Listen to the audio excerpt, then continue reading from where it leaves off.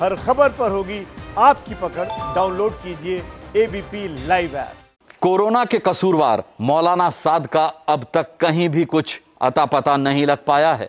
गाजियाबाद के गुनहगार जमातियों की करतूत तो आपको याद होगी ही, कैसे भूल सकते हैं, जिन्होंने अस्पताल में नर्सों के साथ बदसलूकी की थी। आज उन्हें गिरफ्तार कर लिया गया है। अब सवाल यही उठ रहा है कि आखिर मौलाना साद कब कब्जे में आएंगे।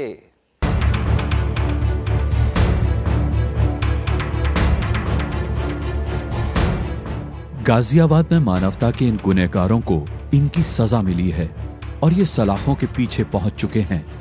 तस्वीरों में दिख रहे ये जमात से जुड़े वही लोग हैं जिन पर अस्पताल में नर्सों के साथ बदसलूकी का आरोप है।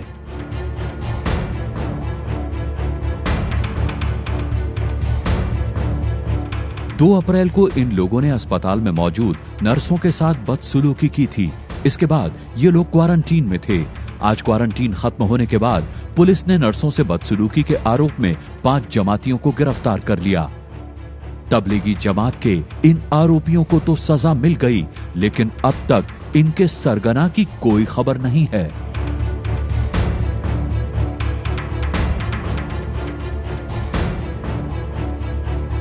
तबलीगी जमात के मरकज से कोरोना के करंट को निकले 40 दिन से ज्यादा हो गए हैं, लेकिन अब तक जमात के मुखिया मौलाना साद का कहीं अता पता नहीं है।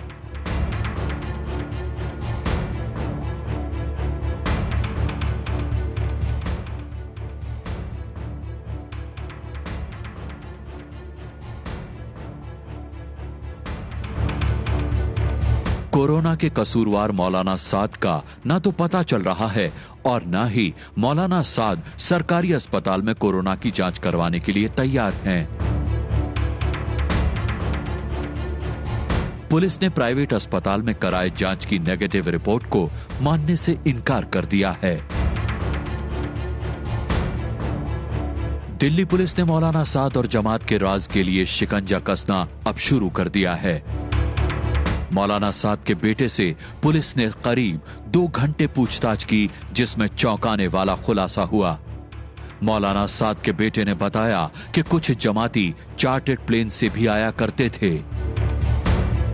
मौलाना साद के बेटे से पूछताछ में पुलिस मरकज के उन 20 लोगों के बारे में भी जानकारी जुटा रही है जो केस दर्ज होने के बाद से लापता हैं।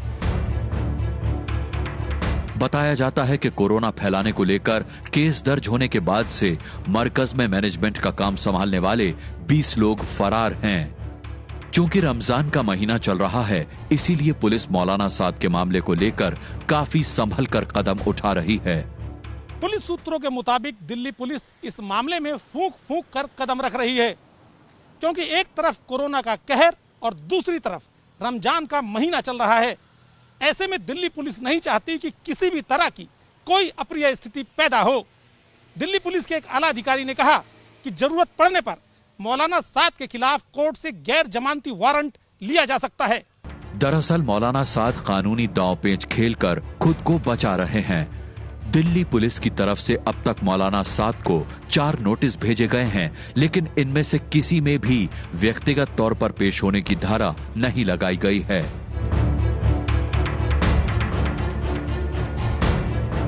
सूत्रों के मुताबिक मौलाना साद दिल्ली के जाकिर नगर इलाके में अपने रिश्तेदारों के यहां हैं।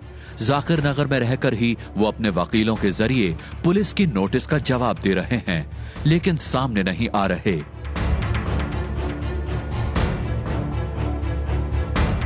मौलाना साद की तलाश में दिल्ली पुलिस की क्राइम ब्रांच ने शामली में 23 अप्रैल को छापा मारा। शामली में मौलाना साद का आलीशान फार्म हाउस बना है। रसूख की वजह से मौलाना साद के शामली पहुंचते ही उनसे बड़े बड़े नेता तक मिलने आते थे। मौलाना साद के रसूख को कुछ इस तरीके से समझा जा सकता है, इस कांधला के फार्म हाउस से कि मौलाना साद साल में 2-4 बार जब भी कांधला आते थे तो कांधला में अपने इसी पुश्तैनी ज़मीन पर बने फार्म हाउस में रुकते थे। और इस फार्म हाउस पर न सिर्फ शामली के बल्कि आसपास के या यूं कहें कि पश्चिमी यूपी के जो तमाम दिग्गज राजनीतिक हस्तियां हैं उनका यहां पर तांता लग जाता था। और जो लोग बाग हैं, स्थानीय लोग बाग हैं, उनका ये कहना है कि शायद ही कोई ऐसी राजनीतिक शख्सियत हो कि अगर वो पश्चिमी उत्तर प्रदेश में आ रही हो तो वो मौलाना साद अगर कांधला के अपने इस फार्म हाउस पर मौजूद हैं तो उनसे मिलने ना आए। तबलीगी जमात को देश में कोरोना फैलाने के शुरुआती कसूरवार के तौर पर माना जा रहा है। जमात पर कार्रवाई भी हो रही है, लेकिन जब तक मौलाना साद सामने नहीं आते तब तक जमात से फैले कोरोना के पूरे जाल का पर्दाफाश नहीं हो पाएगा।